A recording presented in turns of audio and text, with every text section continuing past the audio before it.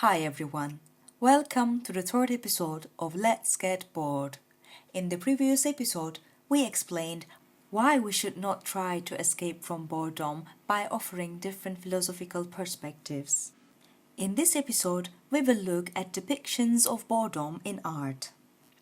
Although boredom is not often accepted as a satisfying feeling, it is interesting to consider it as a subject of artwork.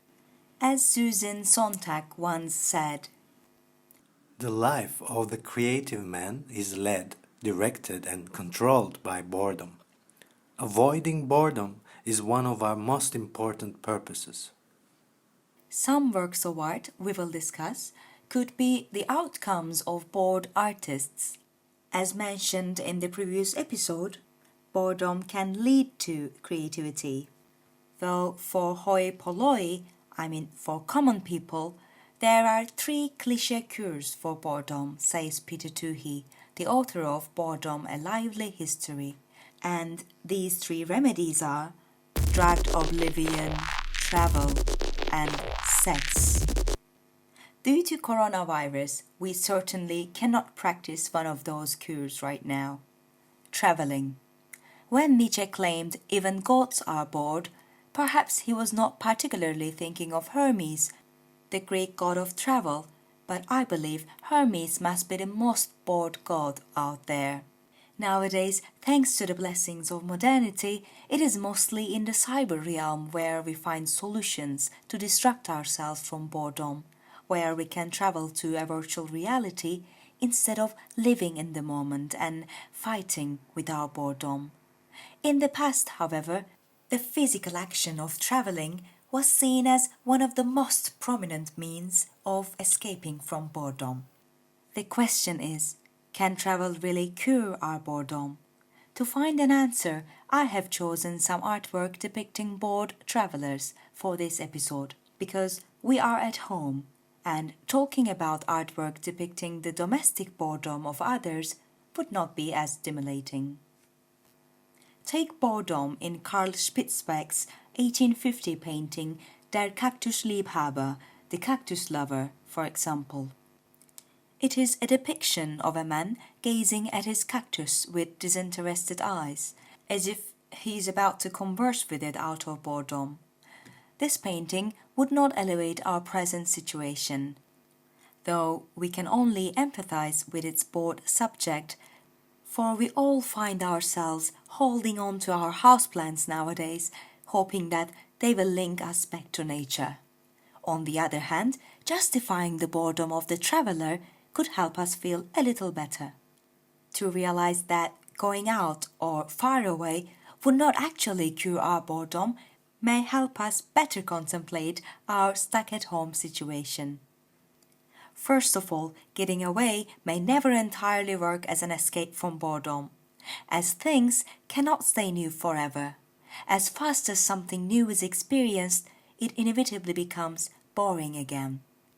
The new will become a variation of the infinite, as Haladin says in his book Boredom and Art. Secondly, and most significantly, boredom itself is not only a cause for travel, but can also be an end result of it. Because all travel starts with a phase that precipitates boredom, which is waiting. Since the 19th century, checking the time on the giant clocks of train stations every 5 minutes has been part of the routine of a traveler until the train arrives. It was Heidegger who once cited boredom of waiting in a train station as an example of failure of someone trying to prevail over his or her sense of being out of time. Apart from shock and wonder, Haladin claims that boredom as a psychological response to travel became a very popular theme in 19th century painting. In his book, The Railway Journey, The Industrialization and Perception of Time and Space, Schivelbusch argued that early 19th century characterization of the effects of train travel caused an annihilation of time and space, resulting in an extension of boredom. In other words, the relationship between the world and the self was reshaped in response to a novel understanding of time and space. How do we interpret the language of boredom in art? Visual depictions of this feeling mostly feature distant stares, emptiness, yawning, stretching, solitude, hollow gazes, and daydreaming. The first two paintings I shall examine are French painter Edouard Manet's Railway, dated 1873, and American painter Gordon Coutts' Waiting, dated 1895. Recalling the first episode, we talked about different types of boredom, one of which was situative boredom, boredom caused by waiting. In these works of art, arguably the subjects are suffering from situative boredom. Both paintings should be examined under their shared sensation of the Heideggerian being out of time. It is clear that these women share a sense of postponement as something is deferred. Passing the time is a driving away of boredom that drives time on, claims Heidegger. In Manet's Railway, the subject is trying to read in order to kill time until her train arrives. Yet, no matter how hard she tries, it does not change the fact that her being is in a sense put on hold. Because she is distracted by the painter, she seems to lose her interest in the book, in which she hoped to escape boredom in the first place. The correlation between reading and travel is enhanced in the painting by boredom's strengthened link to train travel. Did you know that in the 19th century, the market opportunity derived from boredom eventually inspired the creation of railway libraries and bookshops? Similarly, in Gordon Coutts' Waiting, the subject stylishly suffers from situative boredom. Not only is she exercising Heideggerian being out of time, but she is also out of place. Waiting for a train in a station surrounded by desolate landscape, casting her void gaze, boredom is simultaneously portrayed as the emptiness that surrounds her and the emptiness inside her. Both subjects of these paintings are women. In fact, bored female traveller was a far more common figure for painters of the 19th century than bored male traveller, mostly because those painters were men. That is why I believe boredom of the subject in Manet's Railway is different from that of Coutts' Waiting. In the former, the woman is looking at the painter, or rather she is looking at the onlooker. As Haladin puts it, the women who are looking at us in these self-conscious paintings are recognizing our position in relation to their own marginalized existence. The subject of Manet's painting sees herself as marginalized because she knows that she does not have the same rights as the painter depicting her. The discomfort caused by a man gazing at her is not new to her life. Hence, another type of boredom, the boredom of satiety, persists in Manet's painting. Now, let's talk about the boredom of the travelers who are bored not by waiting, but travel itself.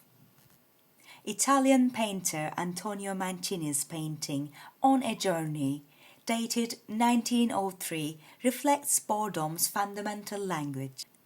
An old man, alone and bored, is sitting in a train carriage. His pose communicates boredom with anxiety, his gaze revealing his absence from the moment and giving the viewer hints of daydreaming. The speed of train travel, according to Schievelbusch, made it impossible to engage the self with the world outside.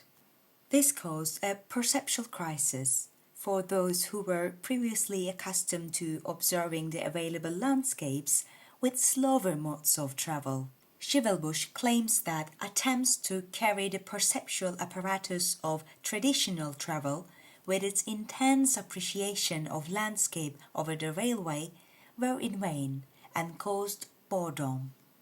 The Long Journey, dated 1923, portrayed by English painter Frederick also depicts a scene of boredom from a railway carriage.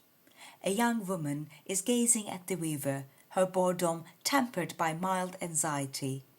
An old man absently stares out from the train window, his vision compromised by the abstract scenery caused by the speed of train. Finally, a child stares into emptiness with a hollow gaze.